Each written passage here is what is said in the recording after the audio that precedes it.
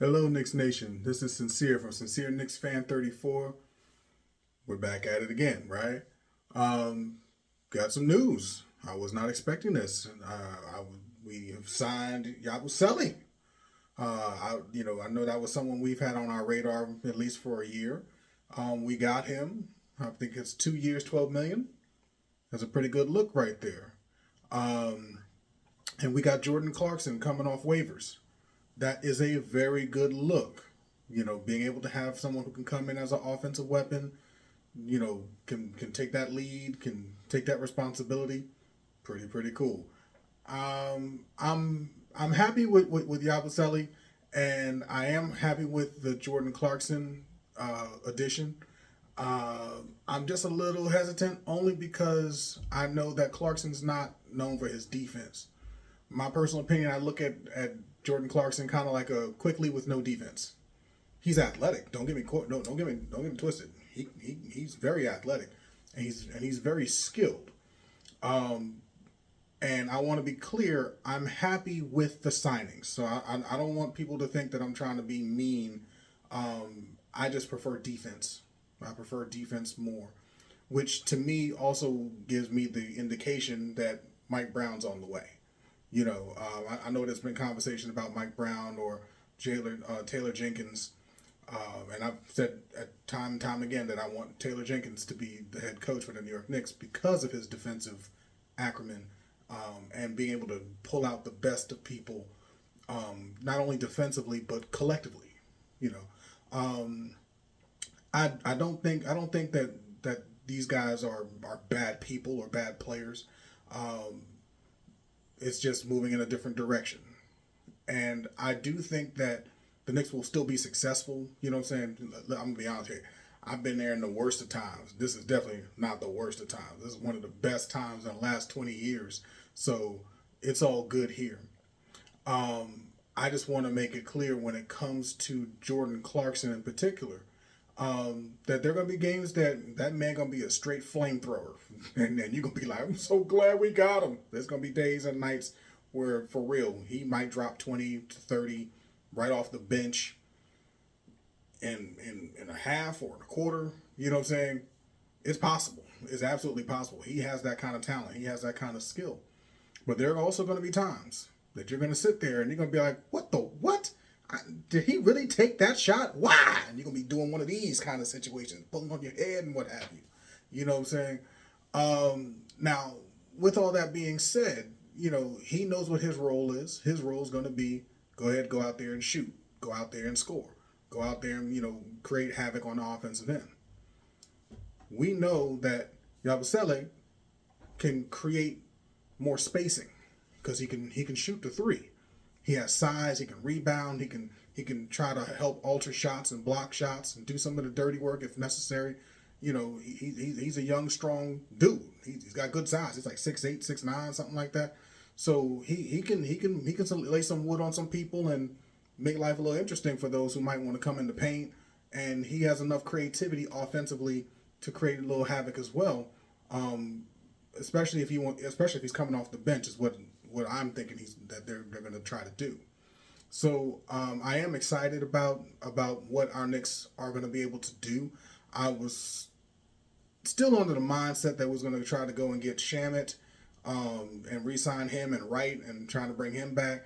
I'm not sure if those signings allow for that to occur. I'm not really a salary cap guru like that.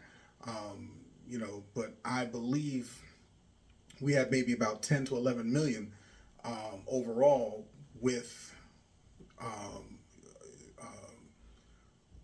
Yazabelli. I believe that Yabusele, sorry, Yabusele. I believe it was like 2 years, 12 million. So that's 6 million right there.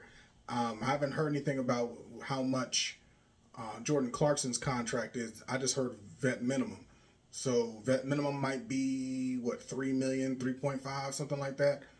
I don't know how much that's going to hit on the cap.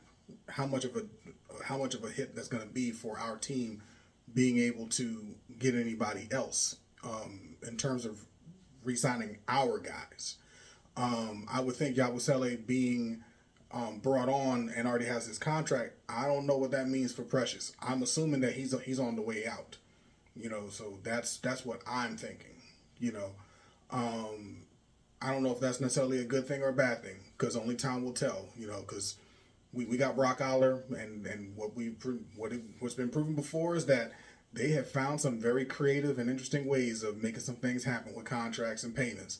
So I don't think it's going to be a bad thing per se. We'll see how they work that out. But me personally, I was hoping that Shannon and Wright would be people who would have gotten contracts and probably would have gotten contracts first. But I do get it from, Yabusele was somebody who was very, very well sought after before in the last year or two. And Clarkson, he's always kind of been on the Knicks radar, at least been rumored with connection to the Knicks. So I'm not really that shocked. But off the rip, I'm thinking that because I see Clarkson and I see Yabusele, I'm thinking Mike Brown might be the person that they're trying to give the nod to, because these are more offensive oriented players. You know what I'm saying? So that's what makes me think that that's probably the way that they're leaning. It's still possible that Taylor Jenkins might still get the job. It's still a possibility. I'm holding out hope, to be honest with you. But I'm thinking that they're probably trying to lean towards Mike Brown. And if so, I mean, it's not the end of the world. And like I said, I just prefer somebody who's just more defensive oriented. It's beautiful to have great offense, but especially with the people that we have already in place, I think defense would have made a defensive minded coach would have helped the transition from Tom Thibodeau to our future coach. It'd have been an easier transition, but we'll see. All right.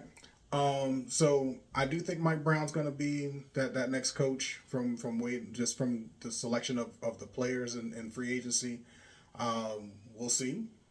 I think that what we have in the free agents that we have signed, I think that's a very good look in terms of value, because we got players who are taking less money to come play with us.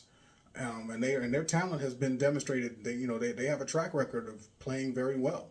So I think that's a good sign for the Knicks, that people are actually buying in that, hey, maybe I can be that piece to help the Knicks to get over the hump. And that's a wonderful place to be. And like I said, we went from being a laughingstock to being a team that people have to actually take seriously, and that's cool. And I can live with that. With that being said, I want Knicks Nation, to kind of take a deep breath for a moment, because I want y'all to realize, we still got to try to work these pieces in and out and try to learn how to be successful with these new pieces. I am assuming that these other players are not getting in until proven otherwise. So Wright and Shamet, I'm not assuming that we're getting them until I see it on a website, or like it's officially contracted in. I'm not looking at it like that, but we'll see how things unfold. With all that being said, I like overall, like what we've pulled off in the last 24 hours. It looks intelligent. It looks like smart basketball decisions overall, especially if we are going with Mike Brown, bringing some players that are more to his liking, his style. So that could be pretty cool. So we'll see. I'm going to wrap it up here. So the thing is, if you haven't, please subscribe, share, like, and hit that notification button. You know what I'm saying? Because we want to make sure that you are aware of when I'm putting out the next brand new content. All right? So you all have a good day. Talk to you next time. Knicks fans, let's get it.